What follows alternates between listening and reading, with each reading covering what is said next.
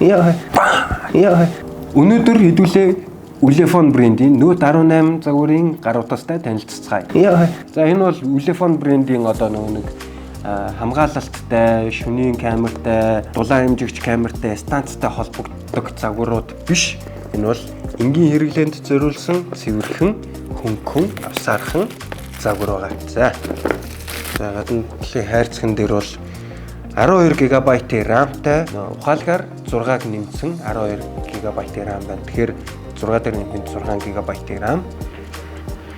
Өөр мэдээлэл бол харагдахгүй байна. Энд харагдчих шүү дээ. За өөр мэдээлэл гэх юм бол хайрцаган дээр бол 256 ГБ-ийн RAM, за MediaTek-ийн chipset болон 678 инч тэгээ Full HD дисплейтэй гэж байна. За тэгээ батарей 5450 мАh-ийн батарейтай. За хэдүүлээ хайрцагт дотор юу байгааг сонирхцгоё. Энд юу вэ? Ulefone гэсэн байна. Энд кейс байна.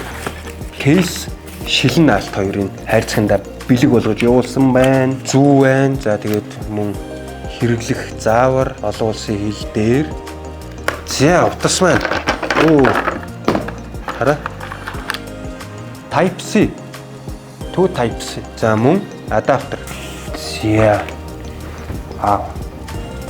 Гоё харагдаж байна.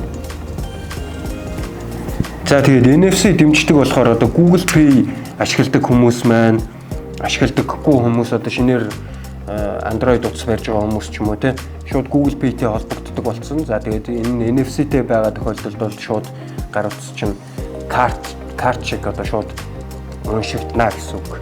За камерын хувьд гэх юм бол 50 мегапикселийн үндсэн камертай тэр тун давгүй бичлэг зураг авах боломжтой гэсэн үг. За тэгээд тоглоом тоглоход бол бас нэлээд гоё том дэлгэц харагдаж байна. За тоглоом тоглоход дэлгэцийн герц бас их чухал байдаг. За энэ хүү Note 18 Ultra загварын хувьд бол 90 герцийн дэлгэцний хурдтай. За тэгээд мэдээж 2 SIM карт орно, хуруу уншин одоо сүүлийн үеийн Android утаснуудад байх хэрэгтэй бүхий л давуу талыг шингээж өгсөн Ulefone Note 18 Ultra байлаа. За үнийн хувьд гэх юм бол 900 мянган төгрөгөөс 630 мянган төгрөгийн хямдралыг зарласан байна.